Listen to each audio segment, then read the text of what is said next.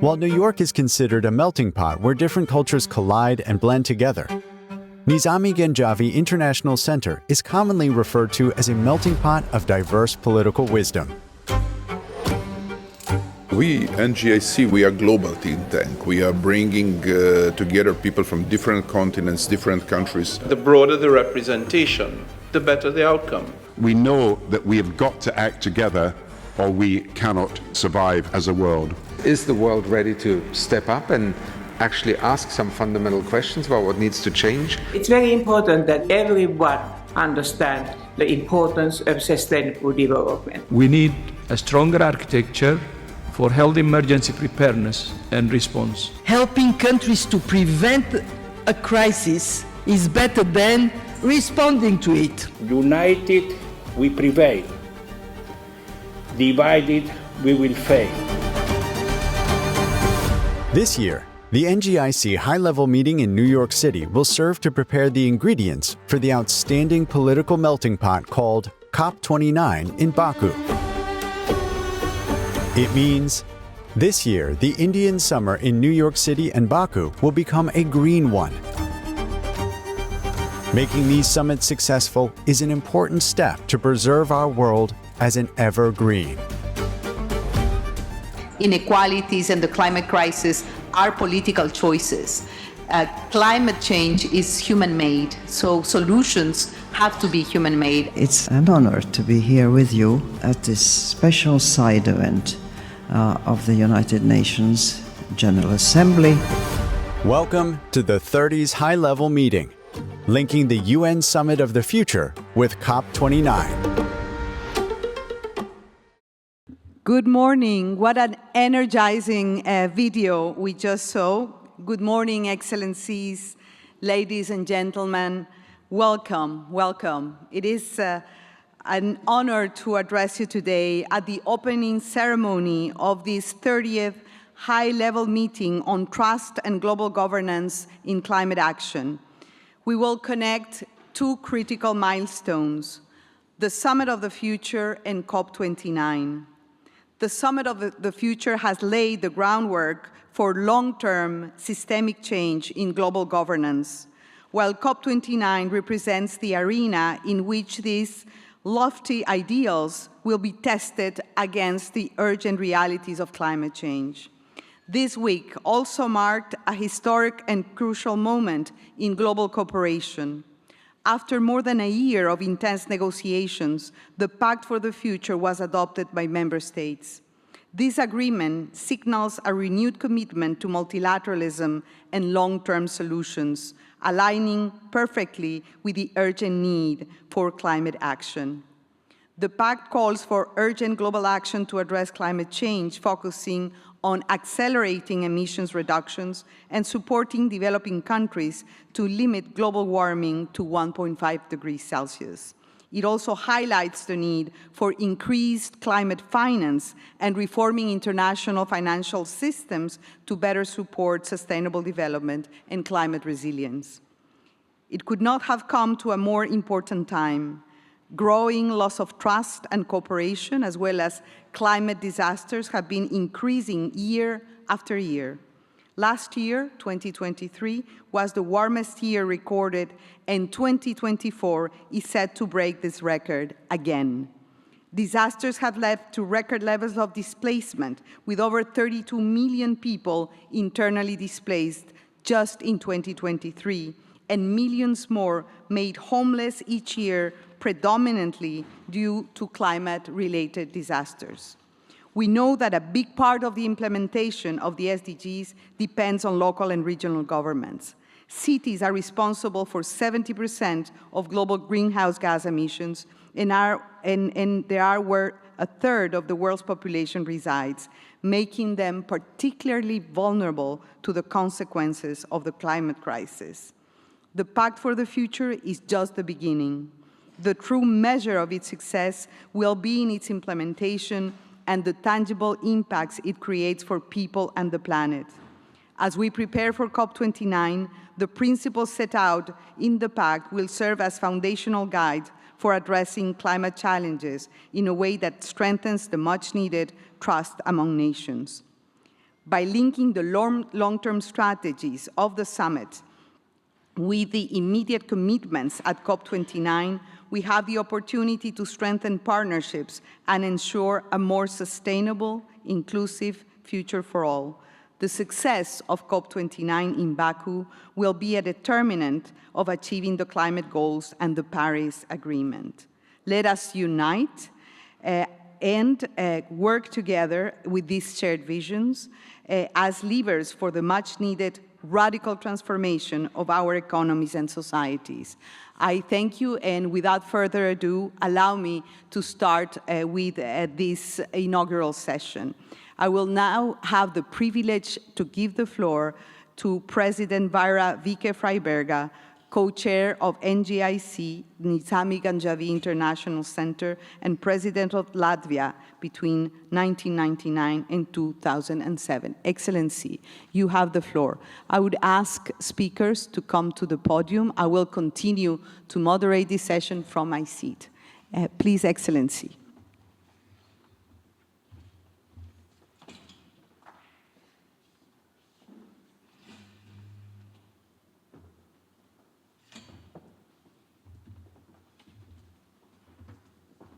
Thank you, Maria Fernanda. Good morning, Excellencies, ladies and gentlemen, dear friends and colleagues. We're gathered once again at an important event taking place in the city of New York, or indeed a whole series of important events to which we bring our own contribution, our voice, and our ideas. And one of the questions that we are constantly facing is the following. To what extent is there a possibility or a likelihood that all the good ideas and the proposals that we come forward with will reach the ears of those who have the hands and arms to do the action, to take the decisions that will change the world? I just talked to somebody this morning asking a person who works in New York how they feel about the world. And he was telling me that he doesn't believe anybody anymore. He doesn't believe in figures. He doesn't believe in the announcements that politicians make. And that is a very serious symptom of depoliticization, of a feeling of giving up on the agency that in a democracy every citizen should be convinced about. We will be giving our advice to the negotiators for the COP29. The heads of state from countries we come from, some of them have already addressed the question of the proposals for the future, the summit of the future. The General Assembly is going full swing. What are the chances of the aspirational, of the inspirational declarations made there, of the decisions taken frequently by a majority of member states, and then simply blocked by a veto at the Security Council? Is it not discouraging at times, and is it not tempting to sort of switch off and say, what is the point of all this? Can we really get through?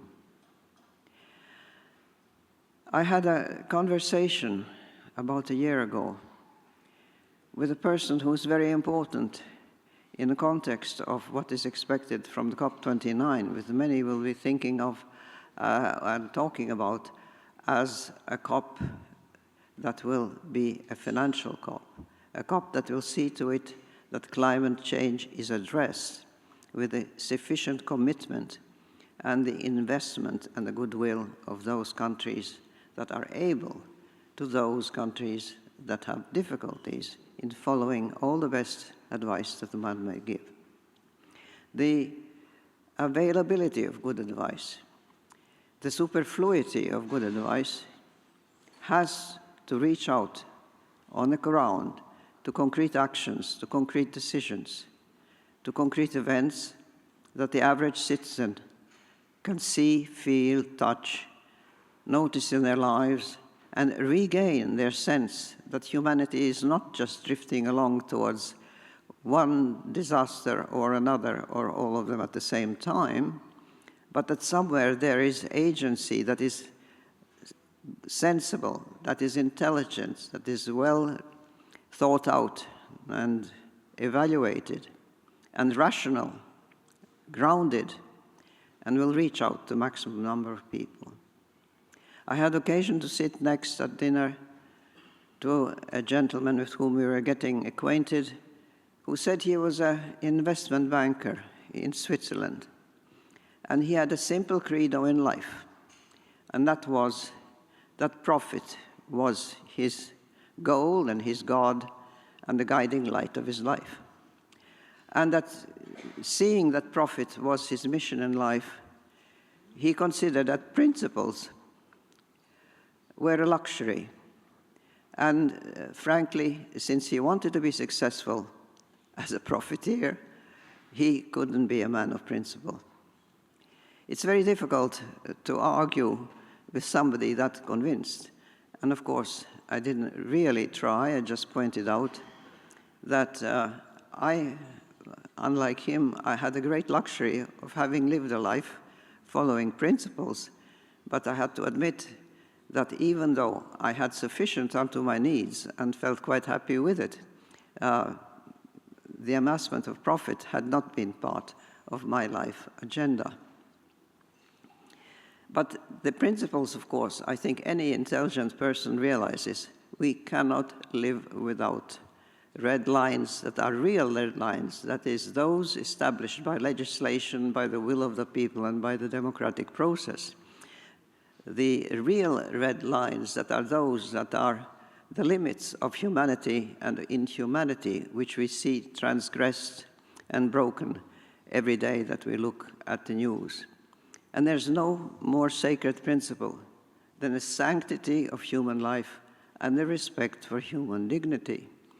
And if one nation decides that arbitrarily, by having greedy wishes and desires for their territory, for their natural resources, for their transfigured and transmuted citizens into their own rather than having their own identity, then of course there's no future for that nation that is being attacked but to respond in kind and to try and defend themselves as they possibly can. And there is a battle going on. There's blood flowing in Israel, Lebanon, Gaza. Lives are being destroyed every day for the last nearly 3 years in various parts of Ukraine. Civil infrastructures destroyed, human lives lost, children, women, old people, men of all ages. The heritage of hundreds of years of civilization is being wantonly destroyed. Once fertile plains that fed half the world with wheat and other produce are being poisoned and rendered unsuitable for agriculture. And the interesting thing is that in doing that, those who have power do it simply because they can. The Right Honorable Theresa May has put out a book about those who abuse power. And I do believe that we do have in this world a sort of almost a divine elevation to a status of icons, of untouchables, of those who are strong enough and who say, my power, my will, my desires, my delusional fantasies, my paranoia are what we are going to pursue. Their people have been depoliticized. They simply do not care anymore. They do not feel they have agency. They're told, you're only good for dying on the front so that we can attack somebody else and take away what they own. And in that case, Yes, I sometimes listen as well to the kind of attitude they have towards the West. It seems we in the West are fighting against a new millennium. There's a millennial in the messianic sense coming out of Moscow and particularly out of President Putin and his cohorts. The latest brilliant remark was just a few days ago where somebody, one of the regular propagandists, declared that Latvians, my people, Estonians, our neighbors, and Poles could possibly be following one of these really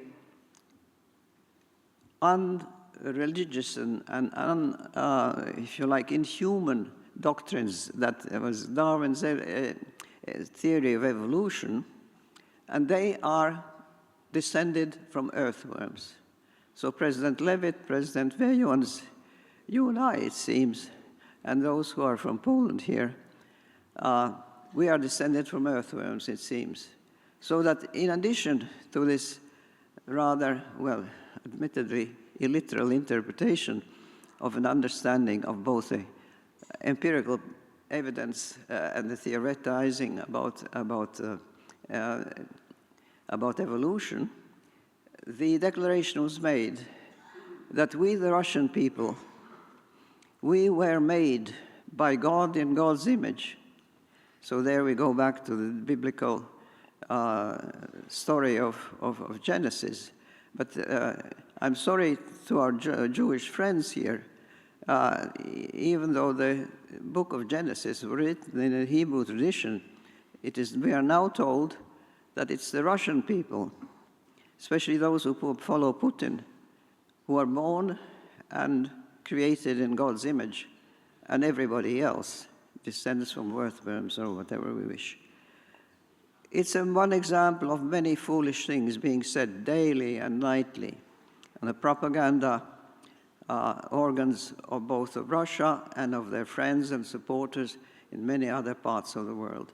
But what we retain from it is a dehumanization of people that you wish to take something away from, and a messianic, delusional elevation of your own side into divine heights and a sort of superhuman strength, rights, and decisions. All the neighbors around the current Russian Federation and the former Soviet Union should be in fear and trembling because it might please them to decide that we should go back to the arms of Mother Russia, just because we had been in it for various lengths of time, not forever, for heaven's sakes, never forever, but for some time or another. The lack of respect for rules, order, the rule of law, the lack of respect for principles, the depoliticization and the demotivation of citizens, as well as the cruel dehumanization that appears in various guises, those are the obstacles that the world has to overcome.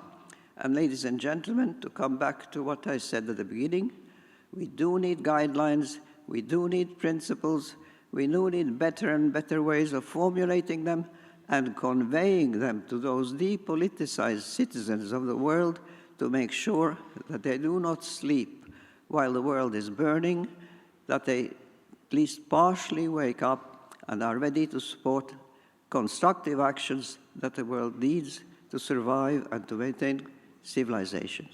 All my best to your debates, which I'm sure will be exciting.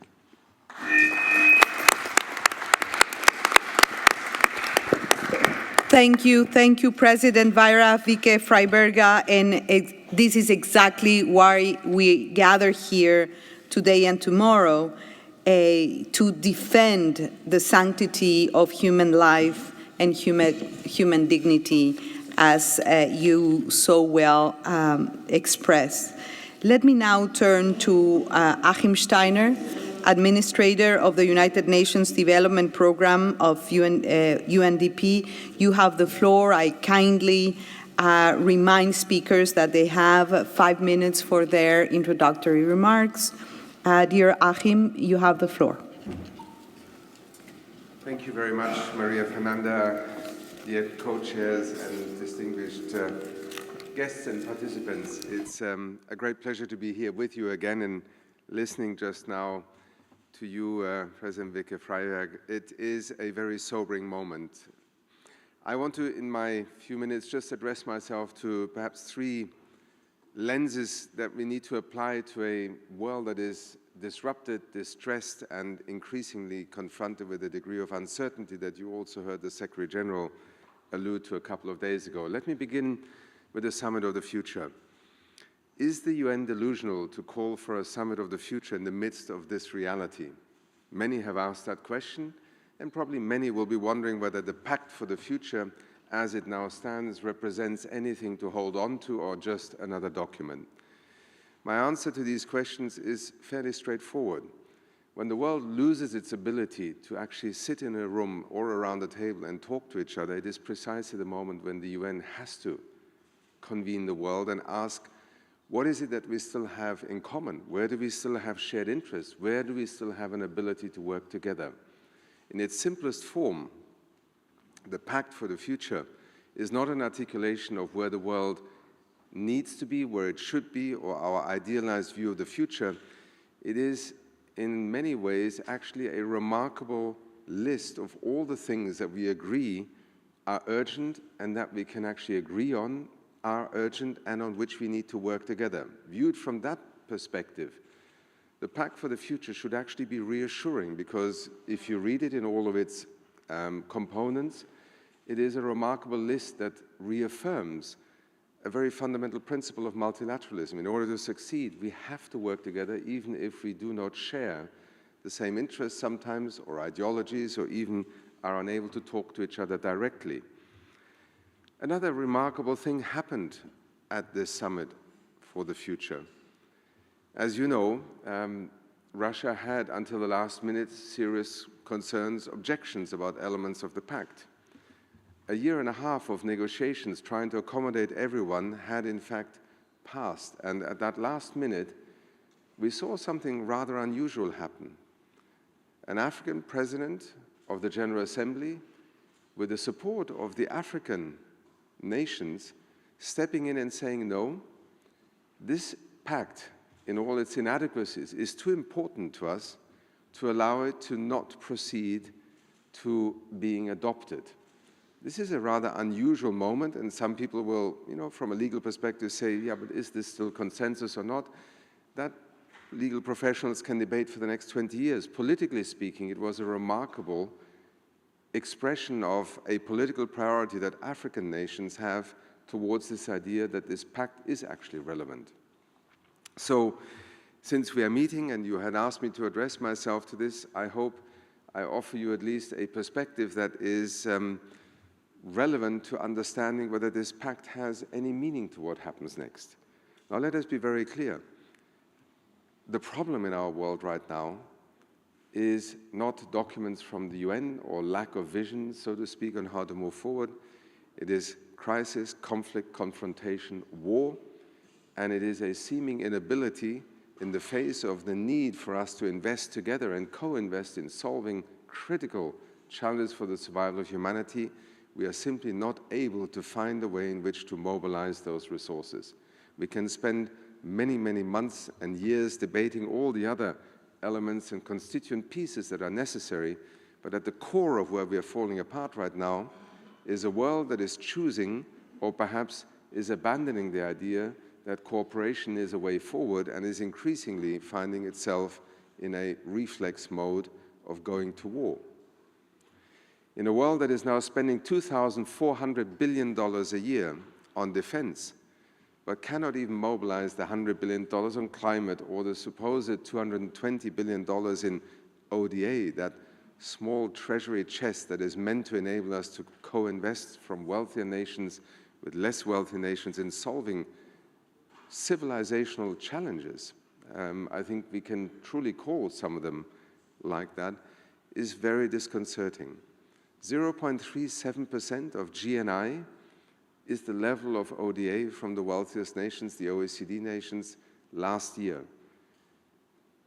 And with that, we want to essentially address all of the issues that we have listed that require us to work together on. It simply doesn't add up. So one of the interesting things that struck me also in this week's deliberations about, for instance, the Security Council. I believe that we are actually at a point where the reform of the Security Council needs to transcend the issue of membership and veto power, clearly stepping stones towards making this institution a more contemporary institution. But quite frankly, we also have to evolve the understanding of what security in the 21st century means. This notion that security, when under pressure, always reverts into a narrow concept of territoriality, of armies, and of going to war, is increasingly an anachronism in a world where the challenges to our security, to human security, something that UNDP has over 30 years been trying to articulate and narrate in terms of an understanding of what the true threats to us as human beings are and to our nations and societies and communities, is long overdue. A Security Council should in fact embrace the notion of human security over time, because it is a much more adequate way in which to understand how working together or failing to do so does threaten the security of individuals, of communities, and of 8 billion people. Let me briefly just also touch on the link to climate change, and I do so very much conscious of the presence of Minister Babayev here and also the COP29 that lies ahead of us. Climate change is a microcosm, if you want, of that larger drama that is playing out, and I do not envy Minister Babayev and Azerbaijan as COP presidency in trying to bring the world to realize that despite all the difficulties and differences, there is actually a path forward. And as with every COP, I think we will see that also happening in Baku this year. Because contrary to this notion that multilateralism and international cooperation or the confidence therein is dead, time and again, people come to their senses when the critical choices have to be made. They're imperfect choices, and I believe one of the reasons why we also see, as Fernanda pointed out, that growing sense of distrust and perhaps lack of confidence in governments and in leaders of our nations is that progress seems inadequate in the face of what needs to be done. In fact, interesting enough, when you take the issue of climate change, in which we seem to have such divergent views on how to move forward together, UNDP conducted a poll last year, this year in fact, the People's Climate Vote, across dozens of nations and polling over 1 million individuals in these nations. One of the fascinating things to emerge from that was that 80% of people surveyed said that they wanted their country to do more on climate change. And this was not a matter of where you lived, in the north, in the south, or maybe a fossil fuel-based economy. No, this was across the world. And I think one of the things that makes people increasingly become skeptical of the institutions of government, of international cooperation, and yes, of the United Nations, frankly speaking, is clearly our inability to demonstrate that we are able to provide bridges over these divides and differences in order to move forward effectively. But this is also manifesting itself at the national level, and here is my last point. As we head towards Baku, and then next year towards Belém, let us also remember that there are tools that we create, for instance, in the Climate Convention, such as the nationally determined contributions. Sovereign expressions of every nation of how it will address climate change in its national interest, but also in the context of the commitments of the Paris Agreement. Citizens need to be part of this process, because the biggest problem today is no longer the science nor the technology, it is actually what we have now come to term as the just transitions. This is where societies fall apart, this is where politics falls apart, this is where climate change progress becomes embroiled and embedded in a polarized political discourse where facts no longer count and ideologies seem to lead to stasis and paralysis. Interesting enough, our citizens have chosen increasingly to take us to court. Jurisprudence and constitutional law and the recourse to justice is increasingly the way that citizens are going across the world to challenge governments. And I think we need to pay attention to that, because it is, in some ways, also another pathway in which perhaps we can navigate through this very contested territory and allow ourselves to go back to the first principles of our society, enshrined in our constitutions, in our laws, that essentially create accountability and also responsibility. I only had 5 minutes. I will step off the podium. As head of the United Nations Development Programme, let me just end by saying, going to work every day is a very difficult task at the moment, because what I see is an extraordinary destruction of development every day. We are throwing away things that we spent decades building. We are not acting on the great threats that will destroy the things that we spent sometimes generations building. And yet, I stand here before you as one of the people who actually feels privileged, because I go to work every morning feeling I can do something about it. That person that you met in the street, I think they have far more reason to be frustrated, to be cynical and despondent. We cannot afford to do so. Thank you. Thank you so much, dear Achim. And yes, hope and optimism is what keeps us going. And we heard you. Preventive diplomacy, good diplomacy, citizens diplomacy, dialogue, greater international cooperation, and in one word, better and more multilateralism in times of crisis, in times of shortage and suffering. I think basically that's the human solution. So thank you very much, Achim, for your words, reminding our speakers of the 5 minutes. Allow me now to turn to Dr. Tedros Adhanom Ghebreyesus, Director General of the World Health Organization. You have the floor, Dr. Tedros.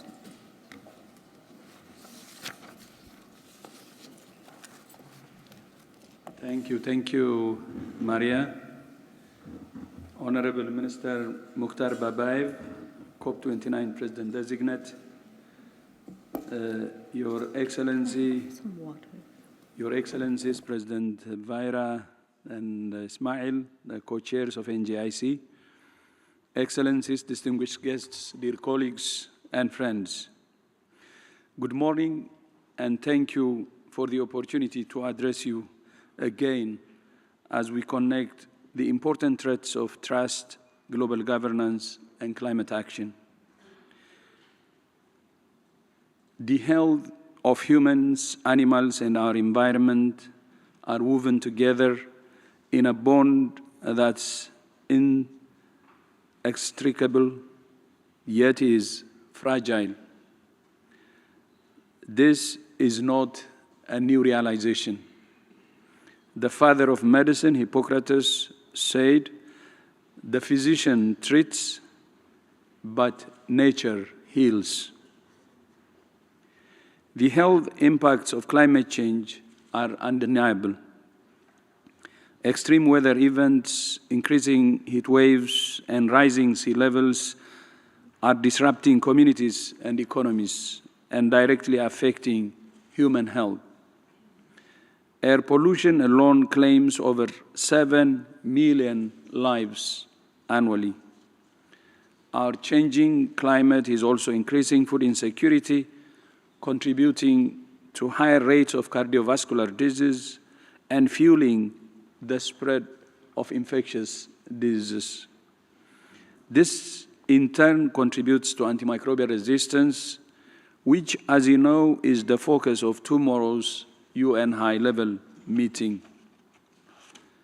WHO is supporting countries to respond to the health impacts of climate change, which is putting an increasing burden on their health systems. We're also supporting them to build climate-resilient health systems that can withstand extreme weather events. At the same time, we need to make sure the health sector is part of the solution, not the problem. For example, by powering health facilities with renewable energy. I would like to highlight 3 priorities. First, we need to elevate health in climate discussions as one of the most compelling reasons for action. Many of the same actions we must take to address the climate crisis will also have significant benefits for health, from reduced respiratory illness to lowering rates of heart disease. Second, we must lead by example. The health sector is responsible for nearly 5% of global carbon emissions. We need to build low-carbon, climate-resilient health systems. Initiatives like solar-powered health facilities can save lives, lower emissions, and increase resilience to extreme weather. Third, we need to support countries to access the resources they need to build climate-resilient and climate-friendly health systems, which WHO is doing through the Alliance for Transformative Action on Climate and Health, or ATTACH, which now includes 85 countries. The Pact for the Future, adopted at the Summit of the Future on Sunday, includes strong commitments to promote and protect the health of both people and planet, as Achim said. But we need to make sure that it doesn't get into the cycle of commit and forget, and it has to be implemented. We must all work together to make sure that the COP29 outcome document does the same. I thank you, and Maria, back to you. Thank you so much, Dr. Tedros. Thank you for reminding us the vital nexus between health and climate and the importance of building healthy societies, societies that care for people and care for the planet.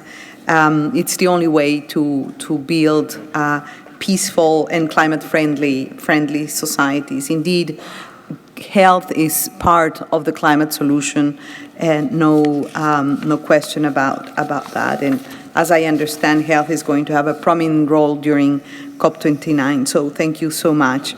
Allow me now to turn to Honorable Theresa May, former Prime Minister of the United Kingdom.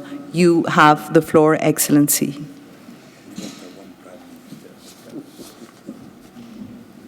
Thank you very much indeed, and it's a pleasure to be able to address a few remarks here this morning. And as others have said, we do indeed live in a world which is more difficult, a world where there is war, a world where there are at least 50 million people in slavery, which will be increased by climate change, which increases vulnerability to trafficking and slavery. We live in a world which is more angry, more aggressive, more absolutist, a world which is more willing to turn to conflict than compromise. But against that background, it is even more important for us not to stand by and say it is so difficult that we can do nothing, but to offer that hope to generations for the future. That comes from the UN Summit for the Future, but it also comes from one of the critical issues we need to address, which is to save our planet for the future. And that is why the action we take on climate change is so important. COP29, some might say, is another COP. There's a COP every year. It is too easy to say that. Every single COP matters, because at every single COP, every year, we are challenging the world to recognize the need to deal with climate change. We are challenging the world to recognize that we are not making sufficient steps, we are not making sufficient progress, and that we must keep our foot on the accelerator and keep that momentum going. And that is why it is important to come together to discuss these issues, but even more important to make sure that those words turn into action. The clock is ticking. Time is running out. COP29 is an important milestone in that progress on our journey of saying to future generations, we are going to save the planet for not just for us today, but for you tomorrow, and to give those future generations that hope. I look forward to seeing you all in Baku. Thank you. Thank you, Honorable Theresa May, and you are so right. Every COP counts, every COP matters, and we should keep our foot on the accelerator, as you said, and we need deeds and not words. We need action, we need climate action, because we are in deep trouble. Thank you. Thank you for your wise words, Honorable Theresa May. Let me now turn to His Excellency Miguel Ángel Moratinos, High Representative for the UN Alliance on Civilizations. You have the floor, Excellency.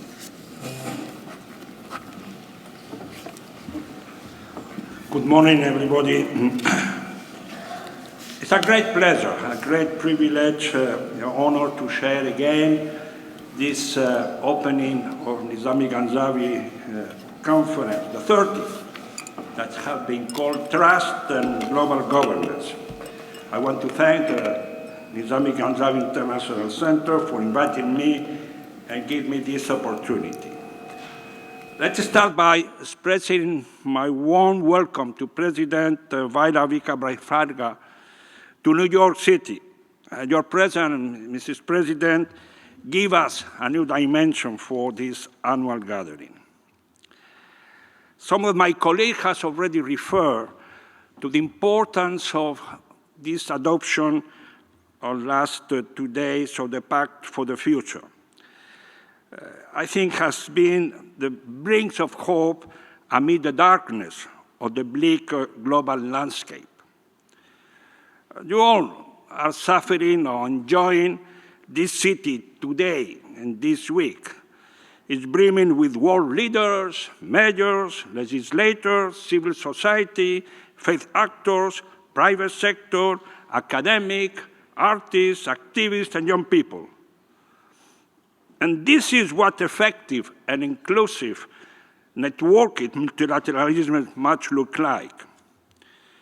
Outside this room, in the UN headquarters cycles, I often hear the comments of ordinary people questioning whether the United Nations can chart a new course for the future and fulfill the promise of the founding father of peace and security, development and prosperity, and human rights, considering the situation of today's world.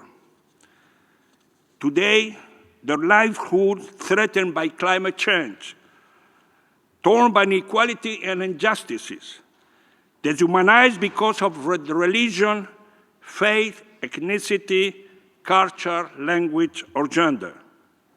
Hate is back. Hate has become the new normal, and the prospect for an eminent AI-driven technological cataclysm is in front of us.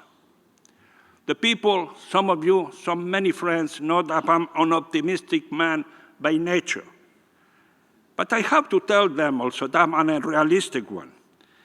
And I also see there is not contradiction. There should not be contradiction to be optimistic and to be realistic at the same time. The route of the Future Summit that had been approved 2 days ago dates back of 2020, when world leaders marked the 75th anniversary of the UN funding, issued a declaration asking the Secretary General to outline his vision for a modern multilateralism to better respond to current and future challenges. The following year, you remember, Mrs. Antonio Guterres issued our common agenda, which mapped out a course for the UN over the next 25 years. It was ultimately necessary to have this transformative blueprint negotiated and adopted, considering that its implementation is a member state-driven process. Today, existing institutions are no longer fit to cope with today's global challenges. They were designed for another era, another set of challenges 80 years ago. The Future Pact, my dear friends, underscores the need for a greater global solidarity, a key word in today's world. It includes 5 overarching themes, including sustainable development, peace and security. To be frank with you, I fight to put peace, security first, and second, sustainable development, but I fail. We still have certain difficulties to put peace at the priority of our engagement. And 60-point action plan, urging countries to do everything from eradicating poverty expanding UN Security Council to devising a global governance framework for preventing war in outer space. However, nearly a year of hard-fought negotiation has also exposed the cultural, religious, and geopolitical fault lines between UN's 193 members states who squabble for months over abortion, nuclear disarmament, sanctions, the financial architecture, and Security Council reform, and who control the internet and whether AI is good or evil. Nevertheless, the pact provides an opportunity for member states to recommit to global solidarity and the promise of advancing shared security and prosperity and demonstrate that multilateralism can work. In this context, I'm pleased to see that the Pact of the Future includes several paragraphs for interreligion and intercultural dialogue, fighting discrimination and religious intolerance and xenophobia, with the aim of strengthening social cohesion and sustainable peace and development. There are also complements of the mission and mandate of the UNC. My dear friend, we are in front of a very important week. We have sealed this Pact of the Future. I think all together here we agree. But what is missing, as the title of this meeting of Nizami Ganjavi, is how to restore trust. If we don't have trust, it's very difficult to achieve certain objectives. So that is the role, the main role of the United Nations Alliance of Civilization. That is the role of my organization. With all of you, we have to restore trust. And we have trust, we could have hope for the future. It's important we have adopted the Pact of the Future, but I will call all of us to try to adapt very soon the Pact of the Present, the Pact of the Present that will eradicate wars and conflict in the world. Thank you very much. Thank you, Miguel Ángel Moratinos. Thank you for your call to keep optimism, but also realism, and to remind us that the Pact of the Future is a collective list of a collective to-do list, in that the Pact of the Future implementation should start today. Therefore, the Pact of the Future should turn into the Pact of the Present.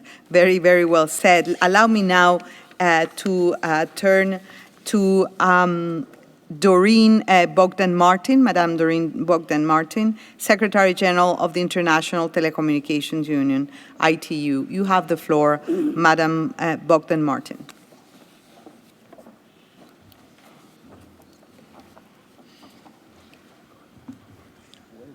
Thank you. Thank you very much. Excellencies, ladies and gentlemen, good morning. I am delighted to be with you this morning representing the ITU, which is the UN Agency for Digital Technologies. With the Summit of the Future behind us, it's now time that we deliver on its promise of sustainable, inclusive, and resilient future, something our planet needs and future generations deserve. The triple threat of climate change, biodiversity loss, and pollution demands a concerted action from every sector now and at an unprecedented scale. The opportunities of digital in this context are many. Digital technologies can deliver life-saving alerts amid increasingly frequent disasters at a time when 80% of the world's population owns a mobile phone, facilitating reach at people at risk, as we're learning through our Early Warning for All initiative led by the WMO. Digital can also be a lifeline to the most vulnerable, including those forced to flee their homes, with online learning opportunities and new sources of income, as we've seen in our Connecting Refugee project with UNHCR. Digital can improve health and education outcomes, as evidenced by our e-health work with Dr. Tedros from WHO, and our drive to connect every school in the world to the internet that we're doing together with UNICEF. Ladies and gentlemen, digital can accelerate climate action and up to 70% of the Sustainable Development Goals. But as we embrace digital progress, we also have to understand and tackle its environmental footprint, from carbon emissions to electronic waste. Our global e-waste monitor found that the amount generated globally from e-waste is some 62 billion kilograms that could be circling our equator. Developing countries generate less than 1 kilogram of e-waste per capita, compared to over 3 kilograms in developed countries. Energy-hungry and thirsty data centers that power artificial intelligence are also fueling a sharp rise in greenhouse gas emissions. And yet, tech companies are actually some of the biggest buyers of renewable energy, which is, I think, an encouraging signal of their potential to want to be leading in climate action. So what is needed now? We need to be focused on renewing and heightening our ambition, a stronger focus on reducing emissions across the entire digital value chain, and assurances that emerging technologies like artificial intelligence don't come at a cost of our planet's future. Of course, no single entity can tackle these complex challenges alone, and that's why the ITU launched the Green Digital Action Track at COP28 last year. And we've mobilized some 40 partners around the Paris Agreement through a series of commitments and pledges. In the run-up to COP29, we are calling on the entire global digital industry to really raise their climate actions even higher. And this will culminate into the first ever Digitization Day on the 16th of November.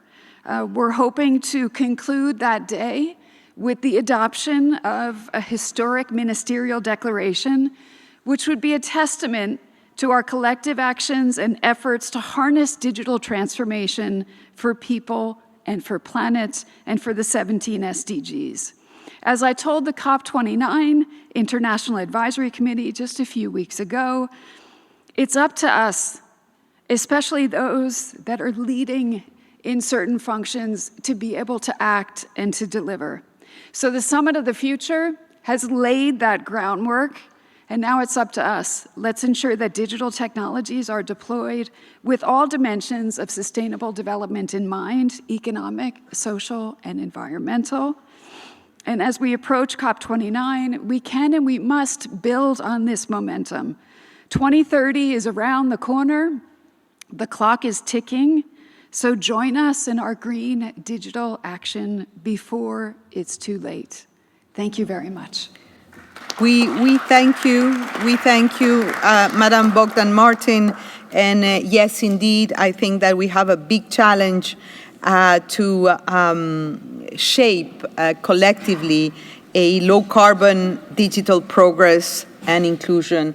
And I think, of course, this should also be part of the climate agenda and work in partnership. So I think that the ball is in our side now. So thank you very much. Allow me now to turn to Mr. Mukhtar Babayev, COP29 President-Designate and Minister of Ecology and Natural Resources of the Republic of Azerbaijan. You have the floor, Excellency. Excellencies, colleagues, ladies and gentlemen, good morning. It is an honor to join you for this high-level meeting on trust and global governance on climate action. COP29 presidency extends warm thanks to the Nizami Ganjavi International Center for organizing these events. In the recent action agenda letter, the COP29 presidency shared Nizami Ganjavi's message of unity that on Earth, in society, between people and nature, there should be harmony and consent. The poet's words are a reminder as we look to build trust, solidarity, and fairness in the climate process. Excellencies, dear colleagues, COP29 will be a defining test for the Paris Agreement and global climate action and cooperation. We must rise to the challenge. Failure to act will have serious human and economic costs. Only recently, Super Typhoon Yagi led the tragic loss of life and displacement across part of Asia. And we have seen firsthand the pressure that many communities face, most recently in our trip to Tonga. For many, the climate crisis is existential. At COP29, we will look to fulfill past promises and tackle the most pressing issues. The UAE consensus from COP28 was an essential roadmap to keeping 1.5 within reach and leave no one behind. As a COP29 presidency, we are committed to supporting parties to implement its goals within an inclusive process that delivers inclusive outcomes. To do so, we have developed a vision based on two mutually reinforcing pillars to enhance ambition and enable action, with climate finance as a centerpiece. The presidency's top negotiation priority will be a fair and ambitious new collective quantified goal on climate change, climate finance. It is a goal we will achieve only through continued engagement. To this end, we are calling on parties to increase the speed of their work, move on from early negotiation positions, and reach out to each other directly before COP29. As we deliver new climate finance, we must also build confidence and trust by meeting past promises. The COP29 presidency will prioritize Article 6, which is essential to meeting the goals and ambitions of the Paris Agreement. And we are emphasizing the need for increased contributions to adaptation-focused funds, including the Adaptation Fund and the Green Climate Fund. Access to the funds is a critical issue. For those most affected by climate change, finance is often unavailable. To ensure fairness in scaling up climate finance, we must remove barriers preventing developing countries from investing in climate action. We will continue to urge multilateral development banks and financial institutes to improve access to concessional finance. Excellencies, colleagues, at the third meeting of the Board for the Loss and Damage Fund in Baku, we made significant progress. We successfully laid the foundation for the disbursement of the funds. The breakthrough in Baku marks a crucial step in enabling action on climate change. With nearly 800 million already pledged, the COP29 presidency will work to convert these pledges into actionable funding, supporting communities in need. The presidency will also call for further contributions to the fund, advancing one of its key objectives as outlined in its first letter to the parties. We must build on this momentum as we look to Baku. In parallel to our efforts on Enable Action, we must all reach for the highest possible ambition in line with the Paris Agreement. Ambitious and comprehensive 1.5 aligned nationally determined contributions can help direct the funds we deliver. National adaptation plans will guide how we share best practices, transfer technology, and support each other's ambitions in building resilience to climate impacts. We are urging parties to submit these plans on time and in the case of NDCs well before the deadlines. Transparency, also can lead the shared trust among parties as we engage with some of the most challenging issues. For this reason, COP29 presidency has taken decisive steps to drive progress on transparency this year with the Baku Transparency Platform. The BTP will bring together parties and stakeholders to provide support in the preparation and submission of biennial transparency reports. It will serve to better target support and capacity building to where it is needed during the COP29 presidency and after. Ladies and gentlemen, no country can solve the climate crisis alone. Climate action is a commitment we share that requires action and leadership from all. When we each step up and show ambition, we build strong foundation for trust and cooperation. In this spirit of mutual trust, we look forward to working with you all at COP29 and beyond in solidarity for a greener world. I thank you.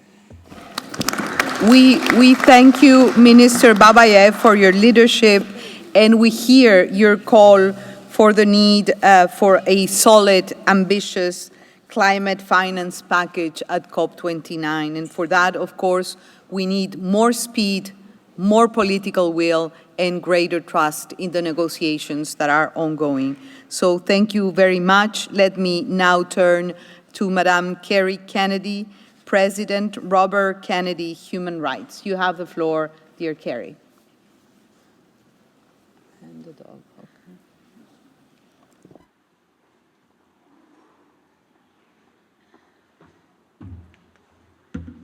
Thank you very much. Let me just begin by saying that it's so great to be back with all of you. NGIC is an extraordinary opportunity to hear from great leaders and thinkers and doers around the world, but it's also, as Rovshan always says, a family. And it's great to be back with the family. So thank you, Rovshan. Thank you for your incredible team. Thank you, Vaira, for your wonderful leadership. And thank you all for being here again. This morning, I would like to talk a little bit about artificial intelligence. It has tremendous potential to revolutionize our world. Investors are enthralled by billions of dollars that tech giants are pouring into artificial intelligence. The bet is that generative AI in particular is the new innovation that will result in big profit gains and investment returns. 22 months ago, OpenAI's ChatGPT large language model-based chatbot went online to the public. This launched the generative AI boom that analysts estimate could add trillions annually to the value of the global economy. And while the opportunities for this innovation are vast, the harms are equally, if not more, deserving of our attention at this moment. Thank you. The promise of AI comes with myriad risks and broader societal concerns. New developments in AI are infringing on privacy and intellectual property, causing bias and discrimination, will eliminate tens of millions of jobs in the coming decades and will dramatically alter global warfare. This is the technology sector's playbook and modus operandi: move fast and break things. Think about that. Move fast and break things. We are still grappling with the tech-induced societal harms from the proliferation of disinformation and political unrest instigated by a handful of social media platforms that governments have failed to regulate. Social conflicts and state violence around the world are accompanied by the spread of violent content and misinformation on social media platforms like Facebook, TikTok, Instagram, and X. These platforms are not doing enough to limit or stop falsehoods from being viewed by millions of users on their platforms. This particularly important this year when there are 2 billion people going to cast their votes. Racial and gender bias has consistently plagued AI technologies. Facial recognition technologies have been widely criticized for their racial biases, as they often exhibit inaccuracies and disparities in performance across different ethnicities. Several studies and real-world instances have highlighted the technology's tendency to disproportionately misidentify individuals with darker skin tones. This bias has led to many discriminatory outcomes, including wrongful arrest and detention and heightened surveillance in Black and brown communities. It is crucial that we stay vigilant about the impact of these technologies on marginalized communities and prevent AI from exacerbating existing inequalities in our society. AI is also poised to transform labor, from its implications for workforce technology to the creation of new and often unprotected workers in the AI supply chain. And rather than exacerbate existing harms and gender and racial inequalities, we need to ensure worker dignity and voices are at the forefront of decision-making around the development and deployment of AI. This is what grounds the work of RFK Human Rights. We educate, convene, and mobilize stakeholders from the investment industry to organizational leaders, among others, to advance the rights and dignity of all workers, from their own workforces to their broader sphere of influence. We have a unique opportunity today to harness this innovation, but we must build safeguards now before we see harm on a larger scale. We have seen some regulations addressing AI, including a law in New York City that requires employers to notify prospective job candidates if AI tools are being used in the hiring process. The Biden administration issued an executive order that aims to set standards for AI safety and security, protects Americans' privacy, advances equity and civil rights, and stands up for consumers and workers. In Europe, large nations are turning against a proposed Artificial Intelligence Act due to fears that regulation could make their countries less competitive in the race to embrace this emerging technology. Comprehensive federal regulation in the United States isn't likely until after the presidential election, and that would be a best-case scenario. But we believe more should be done. We know that generative AI technologies like large language models use data from the world we live in, which is riddled with discrimination and inequality. We must be wary of reproducing and exacerbating these conditions and systems of oppression through technology. These are problems that we can disentangle and help address together. I'd like to end with a story from the world of sports. In the beginning of his career, Kobe Bryant was the up-and-coming superstar for his team. And in the final 2 minutes of one of his early games, his side was down by 1 point. So if he made just one basket, his team would win. And Kobe Bryant had 3 chances to make that basket. And each time, he failed. When the game was over, he went back to his bench. He put his hands over his head and his head between his knees. And he stayed like that for several minutes. And then he got up and he was walking back to the locker room. And a journalist came up and put a microphone in his face and said, "Were you so dejected that you had to just stay still?" And he said, "No, emotions had nothing to do with it. I was trying to figure out why I missed the shot. So I'll never do that again." So ladies and gentlemen, we need to figure out why we've missed the shot in the past on so many of these global issues, because we're in the last 2 minutes of the AI game. And this is the time to make that shot and make it right. Thank you very much.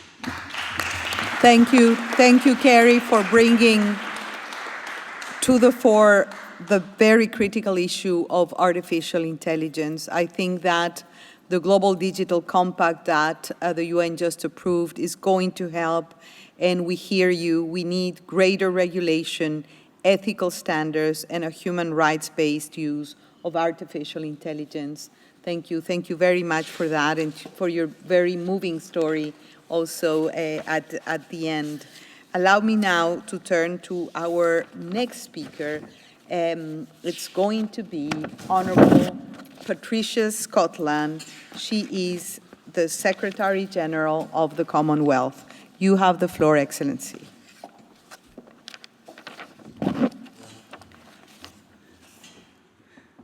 Good morning, Your Excellencies.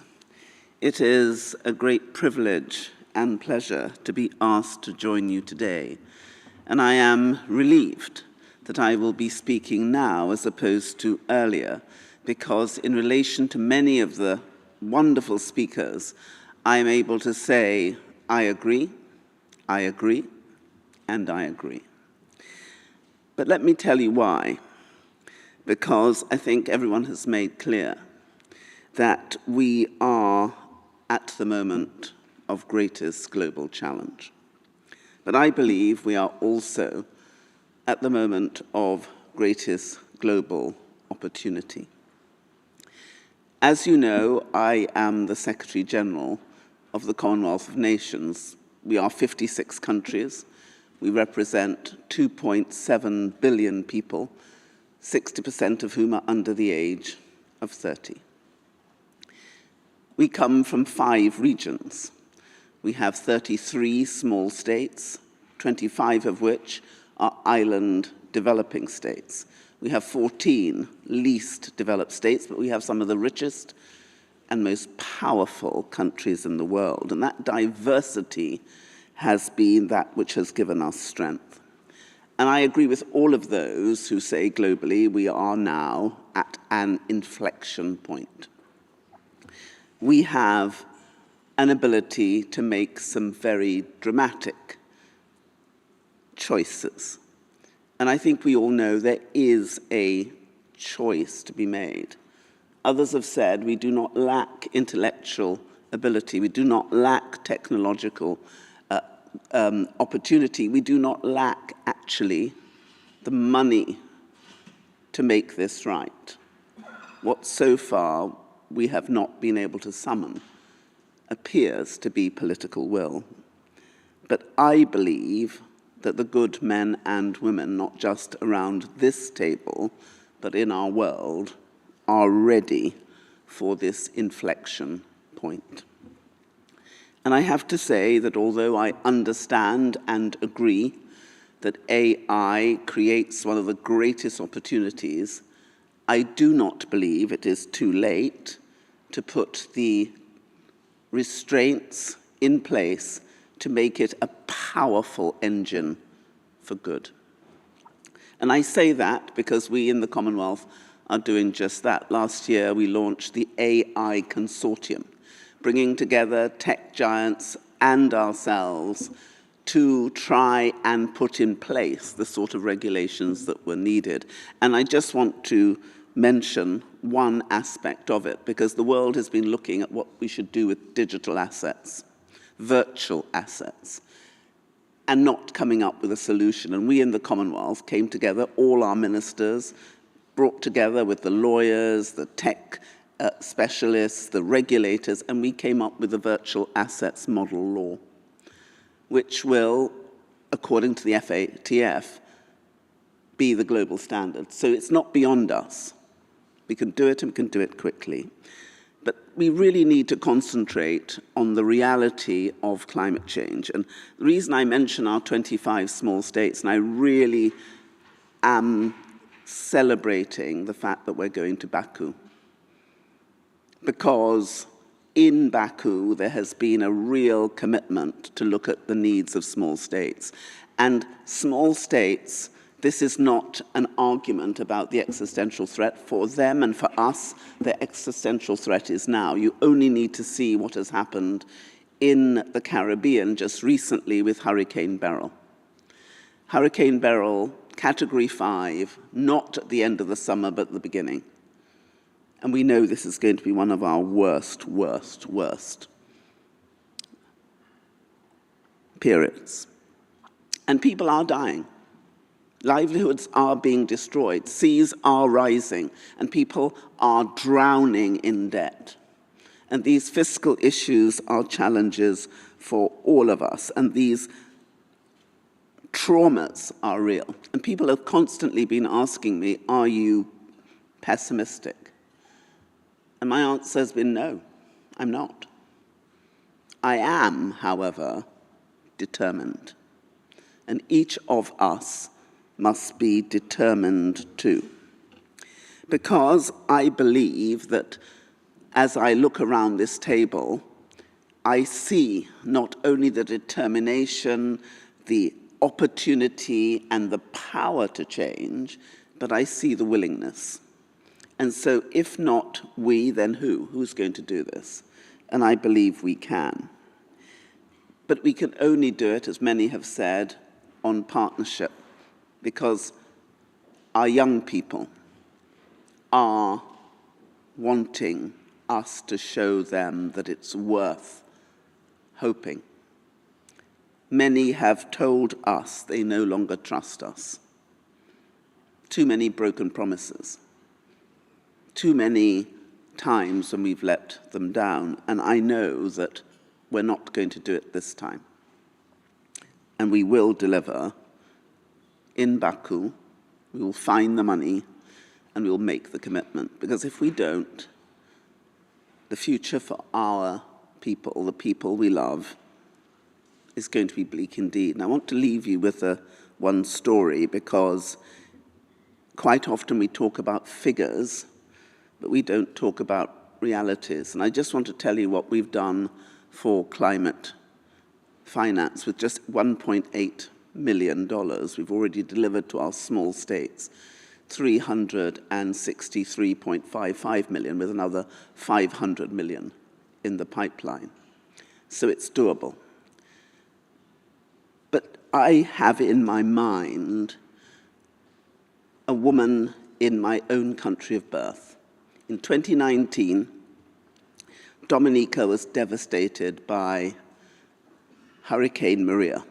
226% of the GDP was destroyed. And there was a woman during the hurricane who held tight to her 3-year-old son. And he kept on pulling his hand away, saying, "Mummy, you're holding me too tight. You're holding me too tight." And she let go just for a second as he pulled his hand, and the hurricane took him. And 3 years later, that woman is still going around saying, "Have you seen my son? Have you seen my son?" And we need to be able to say to all of those people whose lives have been devastated by climate change, yes, I see him. Yes, we will act, because to fail to do so would be to fail humanity. And so I thank every single person around this table for everything you've done, for everything you are doing now, but much more importantly, everything you will do to make sure that our past is not our future. And I thank you from the bottom of my heart, and I ask God to bless each and every one of you so that what we aspire to do will be done. Thank you. Thank you, Madam Secretary General of the Commonwealth of Nations. This was very, very powerful. We need to continue to hold tight, and yes, we need to see, we need to understand, we need to commit to act, and to ensure, I love that phrase, to ensure that the past is not our future, and it is in our hands, of course, Thank you so very much. Let me turn now to His Royal Highness Prince Turki AlFaisal, Chairman of the King Faisal Foundation Center for Research and Islamic Studies. You have the floor, Your Highness.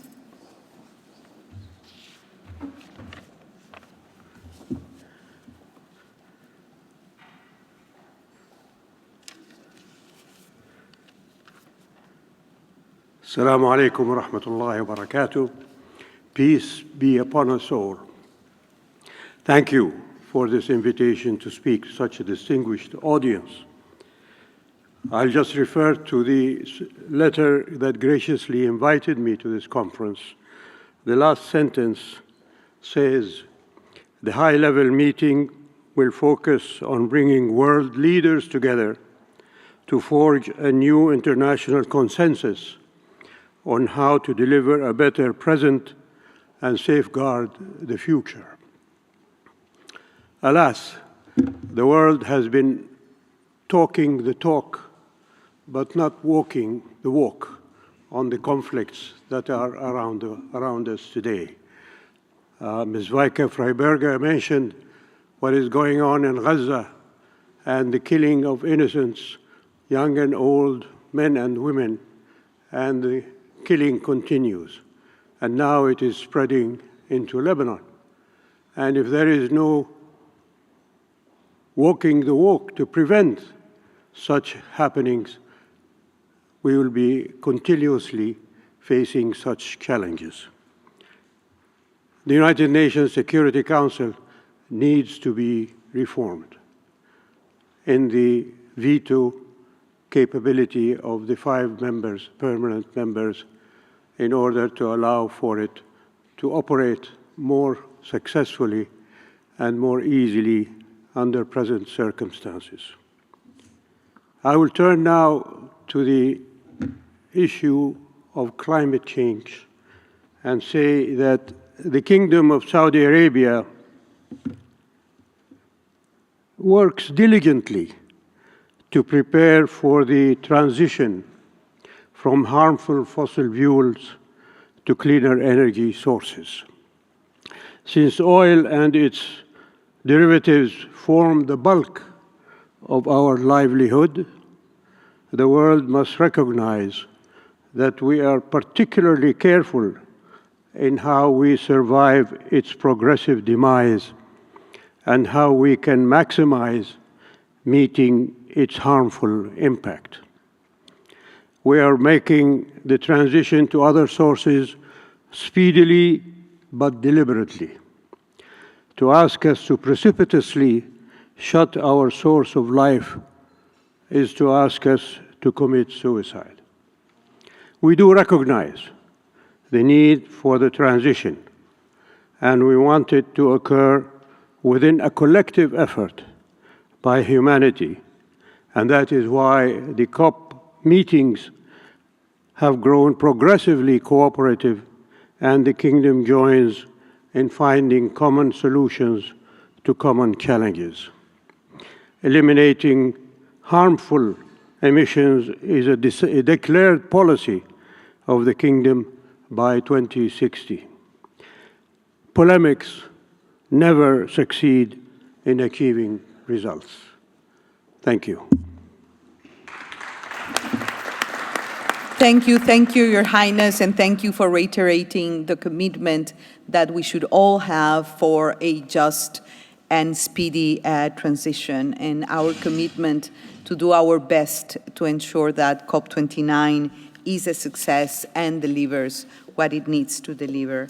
I cannot think of a better way to close and to end this opening ceremony than with our esteemed co-chair, Ismail Serageldin, co-chair of the Nizami Ganjavi International Center. Dear Ismail, you have the floor. Thank you so much. Much has already been said, so I will just remind us of 2 or 3 points, if I may. We are indeed, the whole world is facing an urgent humanitarian crisis, We have about 120 million people who have been forced to flee their homes, driven by interconnected relations of violent conflict, climate change, water crisis, and extreme poverty. And almost half of these are children. And we need, in fact, to get together on these issues. Yet it is a time when there are, in addition to the wars in Ukraine and in the Middle East, there are 50 other conflicts around the world today. And we must ask ourselves, those who find the time and the money in the rich countries to develop the weapons and sell them to the poor, isn't that morally outrageous? And isn't it also morally outrageous that the poor would spend their few resources to buy weapons to kill each other based on various rivalries rather than investing for a better future? But here we are, and the leaders of the world, unfortunately, cannot agree. We have seen this by thwarting the wishes of the General Assembly votes time and again, the use of vetoes. And these other conflicts that we're also talking about are extremely severe. Sudan now has 8 million people have been displaced in a place where there's a shortage of water and hunger. So it is a time when we have to question ourselves. We can't allow simply the problems of climate change, erratic rainfall, floods, droughts, exacerbating problems of food security in the face of mounting poverty and hunger. For the poor, the weak, and the vulnerable, especially women and children, and the elderly, are those who suffer most everywhere on this planet. And we have not yet been able to capture the full potential of the new technologies we are discovering. You heard about artificial intelligence, but we also have the new biology, which would enable us perhaps to tailor plants that can be salt-resistant, drought-resistant, and higher yielding and better nutrition. But the exacerbating and existential problem of climate change is where all of this comes together. And indeed, we are all looking forward on how to bring these ideas that we can to COP29, because COP29 is where humanity comes together.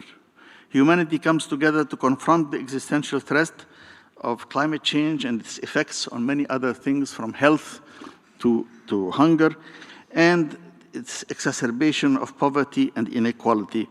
And in the many ways, it profoundly undermines our global efforts to promote a sustainable development path for the world. I regret to say that there are those who still deny climate change. There are those who continue to look for short-term profit over long-term benefit for humanity. And there are others who pursue narrow political agendas, and rather than joining in the global effort of all of humanity coming together for this essential collective effort, they try to undermine it in different ways. But let us not be deterred by all that. For we here in the Nizami Ganjavi International Center have invited the participation of this distinguished group to reflect on all these interconnected problems. By bringing you together, this extraordinary group of individuals, and providing this platform for learned and thoughtful exchanges, we hope to mobilize your collective experience, your collective wisdom, to generate insights and ideas that we can pursue at COP29 specifically and in global terms more generally. So we look forward to a profound and useful breadth of exchanges over the coming 2 days as we try to bring insights to bear on how we can move to not just on mitigation of greenhouse gases, but also in adaptation and resilience for the poor, how we can bring the financing, mobilize the science, and above all, bring the commitment of people to the task ahead. Thank you very much for being here, and I look forward to our discussions over the next 2 days. Thank you so much. We cannot have a better way of closing this opening ceremony, so thank you to all of our stellar brilliant speakers, and I think that the next hours and tomorrow look very, very promising if we keep the same level of gray, imaginative, forward-looking thinking. So that's why we're here for, to put high our hope, to put high our resolve to make this world a better place. And yes, together we can do it. Thank you. Welcome once again.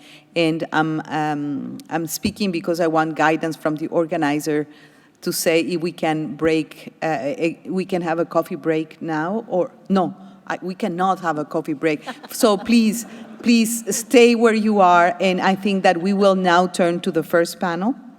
Okay, yes, that's why I kept talking to see what was the guidance. So please do not move from our seats. A round of applause for our incredible speakers of the opening ceremony.